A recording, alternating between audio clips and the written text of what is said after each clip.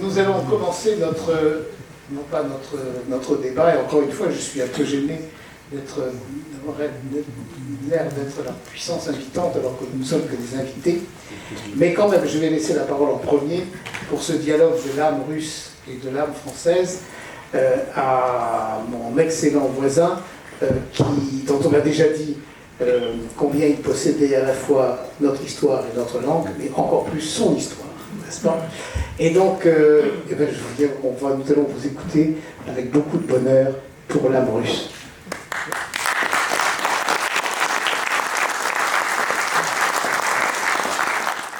Je suis heureux de vous accueillir, de vous saluer ici, surtout qu'aujourd'hui nous avons vu, enfin, en tout cas pour moi c'était pour la première fois, nous avons vu ce superbe monument qui sera érigé dans quelques mois, j'espère, à Saint-Pétersbourg, deuxième capitale de la Russie et autrefois capitale de l'Empire russe. Et évidemment, c'est très symbolique. L'ambassadeur vous a dit que nous avons soutenu dès le début ce beau projet et nous allons épauler les organisateurs jusqu'au dernier moment parce que tout peut arriver avec tout ce qui arrive du point de vue bureaucratique, technique, etc. Donc, mais je pense qu'aujourd'hui, nous ne sommes pas loin de l'inauguration solennelle de ce monument. Et je présume que peut-être ce sera le premier monument qui rend hommage à Jeanne d'Arc. Et bon, je vais commencer mes quelques idées, mes quelques paroles par ce personnage historique qui est très cher aux Français et qui est très connu, et j'ose le dire, qui est cher aux Russes.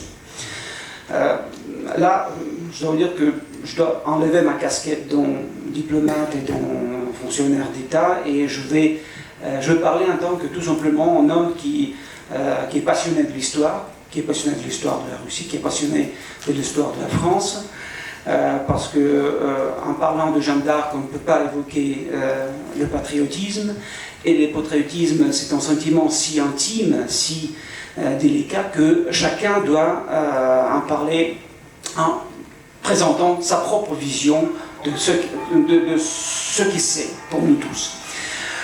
Jeanne d'Arc, je dois vous dire qu'en tant que quelqu'un qui s'intéresse à l'histoire depuis très bas âge, depuis vraiment mon enfance, je connais ce personnage, cette figure de proue de l'histoire française, vraiment dès mes débuts.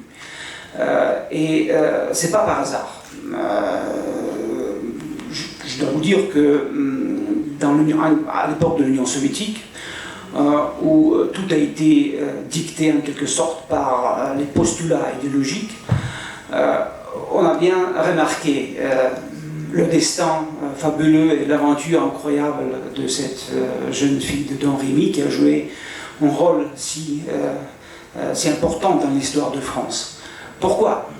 Parce que c'est à la fois vraiment un symbole de patriotisme, du sacrifice, du héroïsme. Et aujourd'hui, je pense que nous pouvons dire que Jeanne d'Arc, c'est un des personnages clés de l'histoire française, un personnage féminin clé de l'histoire française. Oui, je me souviens de Marie Sklodowska-Curie, je me souviens de certaines héroïnes de la résistance française, mais Jeanne d'Arc, je pense qu'elle occupe une place absolument primordiale dans l'histoire française et c'est la femme la plus connue peut-être à l'étranger.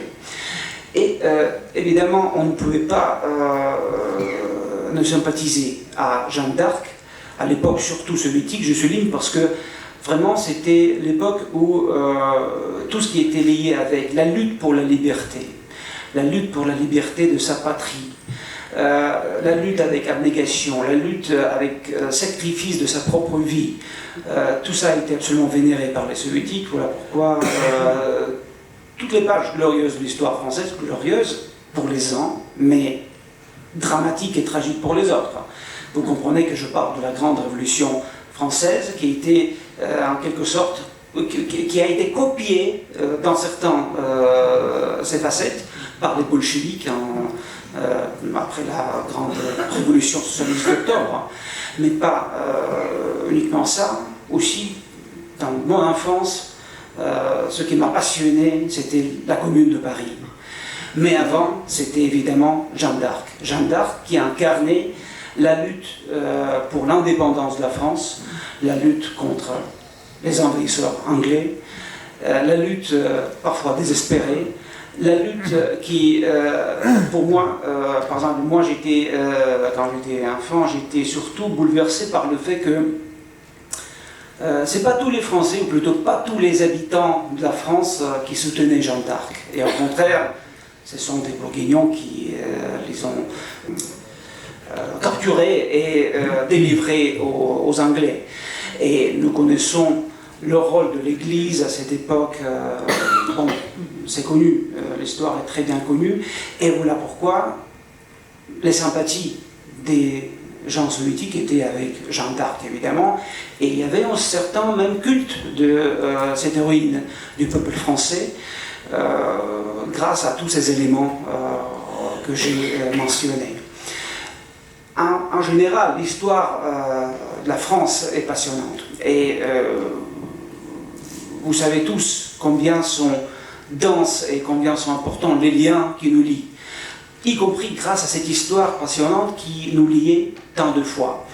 Parfois, on était obligé de croiser le fer, parfois on faisait la guerre, mais très souvent c'était l'influence culturelle, c'était l'interpénétration culturelle, c'était l'alliance à partir de la fin du XIXe siècle, c'est la fraternité d'armes forgée pendant la Première Guerre mondiale et pendant la Deuxième Guerre mondiale, et c'est vraiment, c'est très symbolique. Pendant la Première Guerre mondiale, 23 000 soldats et officiers russes, dans le cadre de 2 brigades du corps expéditionnaire russe, sont arrivés en France, à Marseille et à Toulon, pour, ensemble avec leurs frères d'armes français, combattre l'ennemi commun en 2016 et en 2017. Et quelqu'un a continué cette lutte jusqu'à la fin de la guerre, Légion d'honneur russe, au sein déjà de l'armée française.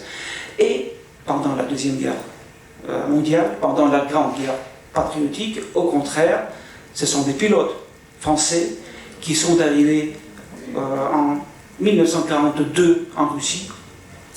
Les pilotes de différents coins du monde, de différents coins de l'Empire colonial française, de différents coins de France, ont arrivé chez nous au moment où rien n'était décidé. Et ce que je souligne toujours.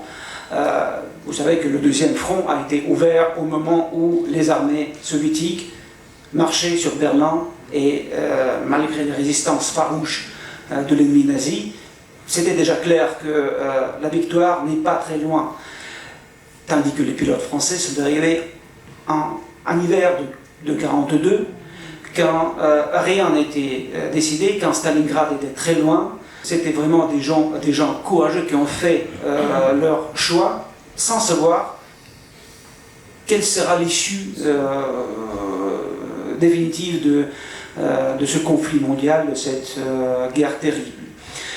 Et je pense que voilà, cet intérêt à l'égard de la France, cet intérêt à l'égard de l'histoire française existait toujours en Russie depuis le début de nos relations diplomatiques qui ont commencé pour nous, surtout après la grande ambassade de Pierre le Grand.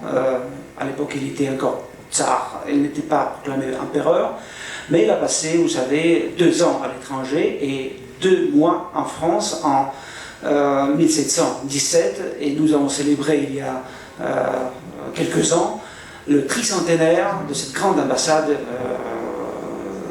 du tsar russe en France. Cette ambassade, cette visite, cette première visite a créé les bases pour les relations régulières entre l'Empire russe et le Royaume de France.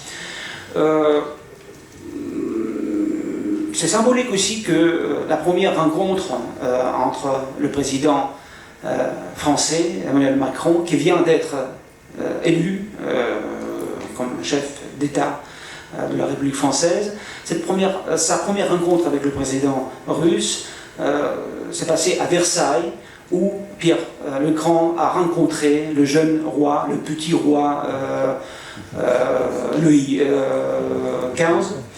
Et c'est là où une grande exposition à Trianon a été consacrée à cette première grande visite du souverain russe en France. Donc vous voyez combien tout est lié dans notre histoire, combien sont liés nos destins.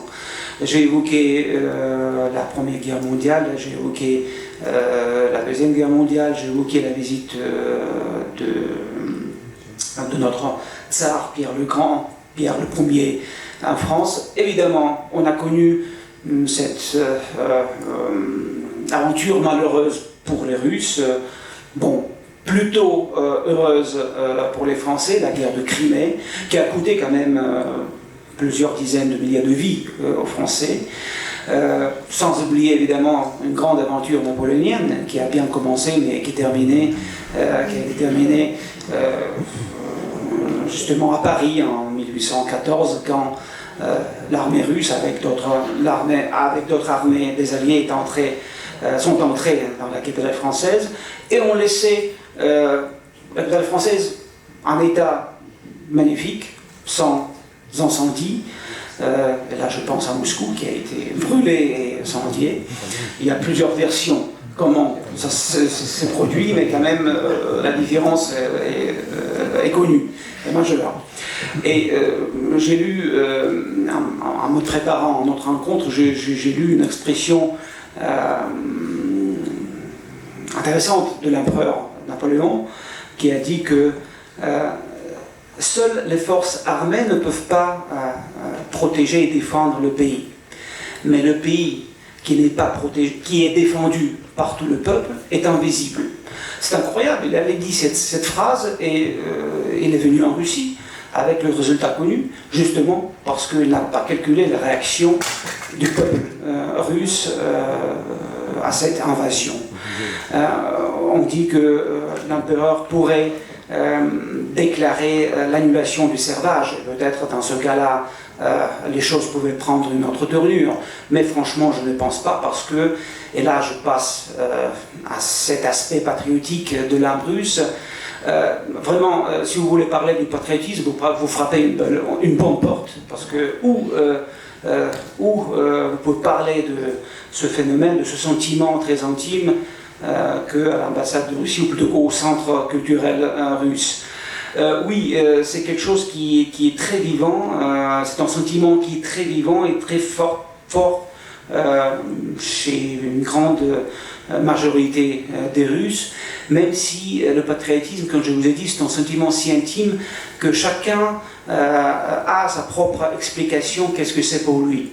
Et pour plusieurs des Russes, le patriotisme et l'amour envers la patrie, à l'égard de la patrie, commence par ce petit pays, par un petit village, par un petit haoul dans les montagnes de Caucase, par un petit, je sais pas, localité quelque part dans les steppes ou dans les forêts de Sibérie, dans le taïga. Ça commence par ça, et après ça monte vers une grande patrie pour nous tous. Autrefois, c'était l'Union soviétique, et aussi je reviens maintenant à mes souvenirs d'enfance. Pour moi, l'Union soviétique, c'était vraiment toute ma grande patrie. Et un petit village des pêcheurs estoniens était pour moi aussi cher qu'un petit kishlak quelque part en Ouzbékistan. Sans parler évidemment de la Russie historique, de la Russie profonde, qui est aussi avec ses forêts, avec ses lacs, avec ses rivières, était énormément cher pour moi. Donc ce sentiment est très différent. Ce sentiment ne signifie pas que vous devez toujours uniquement être fier de tout ce que votre patrie a fait, de toutes ses victoires, de toutes ses atouts, etc. Pour moi, le patriotisme, c'est aussi la capacité d'avoir honte pour ce que fait votre pays. C'est d'accepter son histoire dans toute sa complexité, avec des crimes de l'époque stalinienne, avec des victoires de l'époque stalinienne, avec le servage qui a été supprimé par l'empereur Alexandre II en 1862, c'est-à-dire déjà après l'abolition de l'esclavage aux États-Unis. Mais sans oublier que seuls 37% des paysans russes étaient asservis, les autres étaient libres dans différents coins de cet immense empire. Mais je veux souligner qu'il faut assumer toute l'histoire du pays, sans oublier les tragédies, les drames, les crimes, mais évidemment en mettant accent sur ce qui était positif dans l'histoire de votre patrie. Donc c'est un sentiment